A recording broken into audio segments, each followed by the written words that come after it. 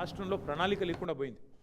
Urea దొరకదు, రైతు బంధు వేయరు, మీరు రుణమాఫీ మొత్తం చేయరు, ఆఖరికి పంట కష్టపడి పండిస్తే మీరు ఇచ్చే అరకొర కరెంటుతోని పంట కొనుగోలు చేయరు. మీ పాలసీ స్పష్టంగా కనబడతా ఉన్నది. ఏంది మీ పాలసీ? మేము కొంటే ధాన్యం 2400 ఇవ్వాలి, వరే మొక్కజొన్న అయితే 3600 ఇవ్వాలి. అట్లా కాకుండా రైతును 4 రోజులు అక్కడే ఏడిపిస్తే పోయి అక్కడ ప్రైవేట్లో అమ్ముకుంటాడు, ఎవరో సేటుకో ఎవరో రైస్ మిల్ ఆయనకు అమ్ముకుంటాడు 1700 1800. ఇక సచినోడి పెళ్ళికి వచ్చిందే కట్నం అన్నట్టు ప్రభుత్వం ఎట్లా కొంటలేదు కదా, ఆయన వర్షం కింద పడితే నాశనం అయిపోతుంది పంట, మొలకెత్తితే మళ్ళీ వీళ్ళు కొనరు అని చెప్పి ఇవాళ ఆ పరిస్థితుల్లో రైతు ఉన్నాడు. ఇవాళ ముఖ్యమంత్రి గారు ఇంకా కూడా బుకాయింపులతో, బెదిరింపులతో, హుంకరింపులతో, అబద్ధాలతో నెట్టుకొస్తా అనుకుంటా ఉన్నాడు. మేము ప్రభుత్వంలో ఉన్నప్పుడు ఇదే ముఖ్యమంత్రి గారు తరుగు గురించి బాగా మాట్లాడిండు. ఇంత తీస్తారు, అట్లెట్లా తీస్తారు, ఇట్లెట్లా తీస్తారు. ఇవాళ వాస్తవానికి 6 నుంచి 8 కిలోల తరుగు తీస్తూ ఉన్నారు. ఇది వాస్తవం. ముఖ్యమంత్రి గారిని కాంగ్రెస్ పార్టీ నాయకులను ఒకటే అడుగుతున్నా, ప్లేస్ మీరు డిసైడ్ చేయండి, ఏ ఊరు మీరు డిసైడ్ చేయండి, మేము వస్తాం, మా నాయకులందరం వస్తాం, ఏ సెంటర్ కన్నా పోదాం రాష్ట్రంలో. మీరు కొడంగల్ నియోజకవర్గంలోని ఏ సెంటర్ అయినా మేము రెడీ. ఎక్కడన్నా కూడా మీరు చెప్పినట్టు 80% కొనుగోలు జరిగినాయని మీరు రుజువు చేస్తే ఏ శిక్షకైనా మేము సిద్ధం ముఖ్యమంత్రి గారని నేను విజ్ఞప్తి చేస్తా ఉన్నాను. దయచేసి భేషజానికి పోకండి, అనవసరంగా ఏదో డైలాగులతో పెద్ద పెద్ద మాటలతో. ఇంకా ఎలక్షన్లు చాలా దూరం ఉన్నాయి, ఇంకా 2.5 ఏళ్ళు ఉంది.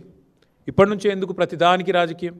దయచేసి భేషజానికి పోకుండా, అహంభావానికి పోకుండా, మేము చెప్తున్నాం కదా వీళ్ళే వాళ్ళు చెప్పడానికని అనవసరపు దీనికి పోకుండా, బ్రోకర్ల పాలవుతున్న ధాన్యాన్ని మధ్య దళారులు ఏదైతే ఇవాళ గవర్నమెంట్ కొంటలేదు కాబట్టి దళారులకు అమ్ముకునే దుస్థితి ఏదైతే రైతులకు వచ్చిందో దీని నుంచి నివారించండి.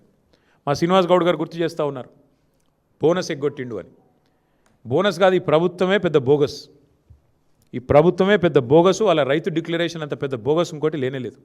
34 హామీలు ఇచ్చారు రైతు డిక్లరేషన్లో, ఒక్కటన్నా అమలైందా ఈ రాష్ట్రంలో? 4 ఏళ్ల కిందట రాహుల్ గాంధీ గారు వచ్చి వరంగల్లో మీటింగ్ పెడితే అదే రోజు మళ్ళీ మేము మొన్న పెట్టాం రైతు సంగ్రామ సదస్సు అని వరంగల్లో పెట్టినాం.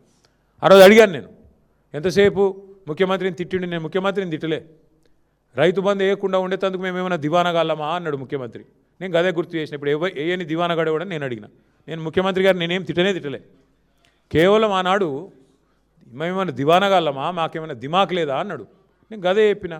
మరి దివానగాళ్ళు ఎవరు, దిమాక్ లేని వాళ్ళు ఎవరు అని అడిగిన.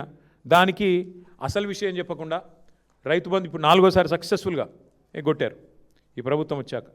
అట్లాగే 15,000 ఇస్తామని డైలాగులు కొట్టారు. ఆ ఇచ్చిన ఒక్కసారి 12,000 ఇచ్చినారు.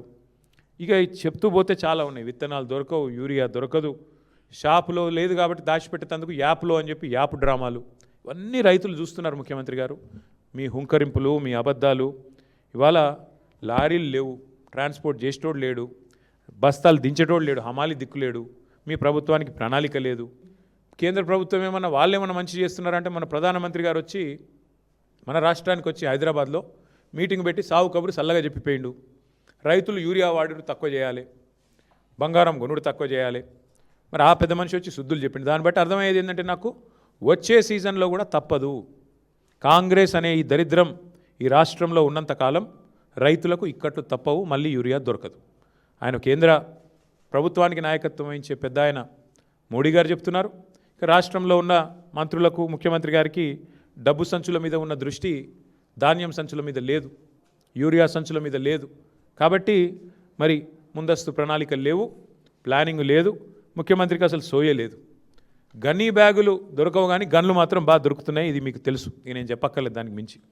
చివరికి టార్పాలిన్ కవర్లు కూడా ఆఖరికి ఇప్పుడు వర్షం వచ్చేసింది, దగ్గరికి వచ్చిన టైం, టార్పాలిన్ కవర్లు కూడా ఇచ్చే దిక్కు లేదు ఇవాళ ఆ కేంద్రాలలో. మళ్ళీ రైతులే తెచ్చుకోవాలి, రైతులే కాపాడుకోవాలి.